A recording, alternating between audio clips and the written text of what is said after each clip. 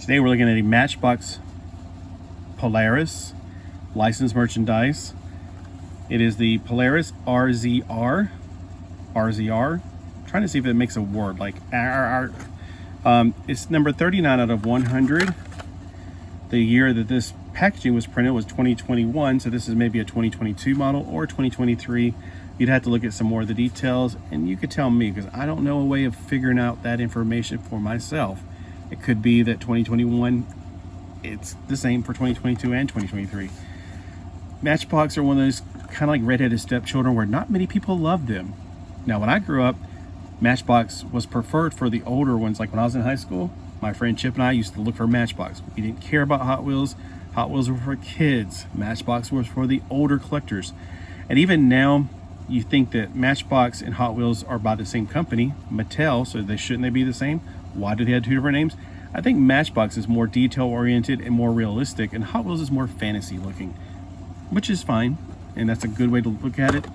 When they first bought the license to Matchbox, I noticed when I was working at KB Toys back in the 90s that honestly, I don't think that they had an idea what they were doing, and they made Matchbox cars actually more fantasy-oriented and crazy.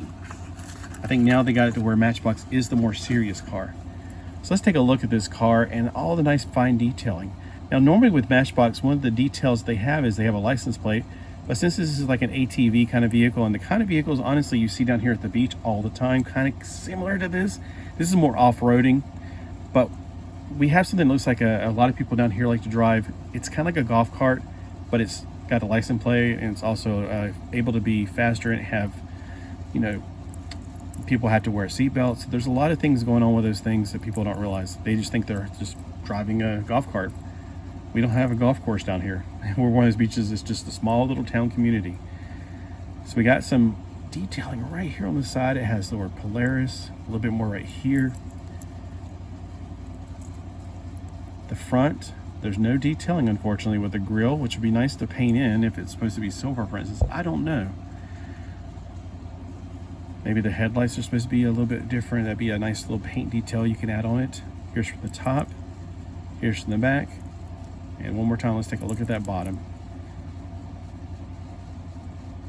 All right, let me know what you think if you have one of these as a toy, or if you have one of these in real life.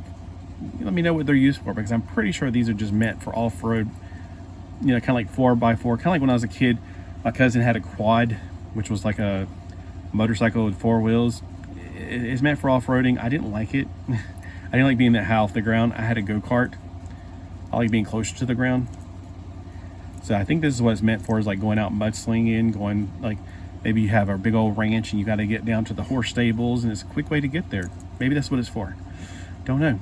Kind of comment below. Let me know what you think and what these are used for in your life. Because like I said, we here at the beach, we have golf carts that are similar but not quite as pretty as this. And it's mostly so that old people can go to the grocery store and go home. That's it. Because we retired, we ain't got anywhere else to go. Have a great day.